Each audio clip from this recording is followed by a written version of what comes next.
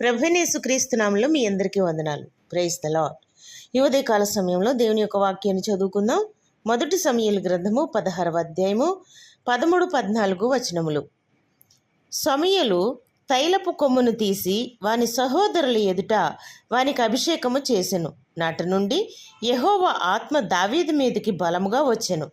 తరువాత సమూయేలు లేచి రామాకు వెళ్ళిపోయెను. యెహోవా ఆత్మ సౌలును విడిచిపోయి యెహోవా యొద్ద నుండి దురాత్మ ఒకటి వచ్చి అతని వెరిపింపగా. మహాదేవుడును రక్షకుడైన యేసుక్రీస్తు నామమున మీ అందరికీ శుభములు. అందరూ బాగున్నారా? మీరు అందరూ బాగుండాలని దేవుని సన్నిధిలో మీ కొరకు ప్రార్థన చేస్తున్నాం. ఈ ఉదయకాల సమయంలో చక్కటి అంశం మనం చదివాం కదా. ఇక్కడ ఇద్దరు మనుషుల గురించి రాయబడుతుంది. ఒకరే దావీదు, ఇంకా ఒకరే సౌలు. ఇద్దరు కూడా అభిషేకించబడిన వారు. దావీదుకే సమూయేలు అభిషేకించారు, అలాగే సౌలు రాజుకు కూడా సమూయేలు అభిషేకించారు. ఇద్దరికి కూడా రాజు అభిషేకము చేయబడినట్లుగా దేవుని వాక్యంలో మనం గమనిస్తున్నాం. అయితే ఇక్కడ ఒక వ్యత్యాసం చూస్తున్నాం. ఏంటంటే, ఎప్పుడైతే సమూయేలు దావీదును అభిషేకించారు, ఆనాటి నుండి దేవుని యొక్క ఆత్మ అనగా పరిశుద్ధాత్మ దావీదు మీదకి దిగి వచ్చి దావీదుని ఏ రీతిగా రాజ్యం కొరకు సిద్ధపరిచారు అది మనం చూస్తున్నాం. అయితే రాజు అయిన సౌలు ఆ సమయంలో మనం గమనించినట్లయితే 14వ వచనంలో దేవుని యొక్క ఆత్మ సౌలుని విడిచిపెట్టినట్లుగా, అలాగే దురాత్మ వచ్చి సౌలు మీదకి వచ్చినట్లుగా మనం చూస్తున్నాం. ఇద్దరు అభిషేకించబడిన వారు, కానీ ఒకరి దగ్గర దేవుని యొక్క ఆత్మ ఉంటుంది, ఇంకొకరి దగ్గర నుంచి దేవుని యొక్క ఆత్మ విడిచిపెట్టి వెళ్ళిపోతుంది. ఒకరి మీదకి దేవుని యొక్క ఆత్మ వస్తుంది, మరి ఒకరి మీదకే దురాత్మ వస్తుంది. ఎందుకు అభిషేకించబడిన ఇద్దరి విషయంలో ఈ వ్యత్యాసం ఉంది అని మనము గమనించినట్లయితే, అభిషేకించబడ్డము మంచిదే, కానీ మనము జాగ్రత్తగా లేకపోతే అభిషేకం మనం కోల్పోతాము అన్నది ఎవరూ మర్చిపోకూడదు. నేను ఒకసారి అభిషేకించబడాను కదా, నేను నంబరన్ని కదా అని ఎప్పుడు కూడా మనం అనుకోకూడదు.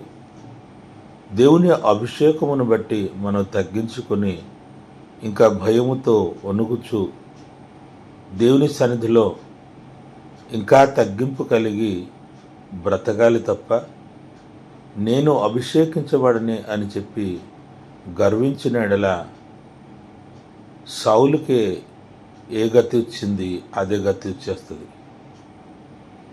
కానీ దావీదు జీవితంలో మనం చూస్తున్నాం, దావీదు ఎంతో తగ్గింపు కలిగి ఉన్నవాడు. ఏదైనా చిన్న పొరపాటు చేసినా దేవుడి సన్నిధిలో ఎంతగానే ఏడ్చి కన్నీటితో దేవుని సన్నిధిలో పాపమును ఒప్పుకొని క్షమాపణ పొందిన భక్తుడుగా ఉన్నాడు. సౌలు అటువంటి వాడు కాదు, జాగ్రత్తపరుడు కాదు. సౌలు అభిషేకించబడిన తర్వాత కూడా జాగ్రత్తగా లేక తన అభిషేకమును కోల్పోయినట్లుగా ఇక్కడ మనం చూస్తున్నాం.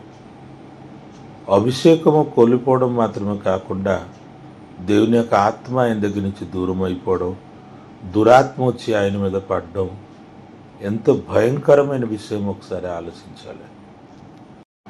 అందుకు ప్రియ సహోదరి సహోదరులారా, పరిశుద్ధాత్మ అభిషేకం అన్నది ఎంతో అవసరమని దేవుని వాక్యం చెప్తుంది. కనుక మనము పరిశుద్ధాత్మ అభిషేకం పొందుచు ముందుకే సాగిపోవాలి, కానీ చాలా చాలా జాగ్రత్తగా బ్రతకాలి, పరిశుద్ధంగా జీవించాలి, తగ్గింపు కలిగి బ్రతకాలి.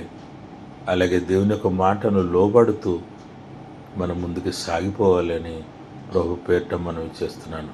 ప్రార్థన. మహిమగల తండ్రి, నీకు స్తోత్రము నాయనా. అభిషేకమును ఏ రీతిగా కాపాడుకోవాలి ఆ విషయం మీరు మాట్లాడుతున్నారు, అందుకే నీకు వందనాలు. మేము ఎంతగానో తగ్గించుకొని పరిశుద్ధంగా జీవిస్తూ నీ వాక్యం లోబడుతూ నీకోసం బ్రతకాలని నువ్వు మాట్లాడావు. అందుకు నీకు స్తోత్రం ప్రభా. ఈ ప్రార్థన వినుచున్న ప్రతి బిడలను ఆశీర్వదించండి. మీ పరిశుద్ధాత్మ శక్తితో బిడలను నింపండి.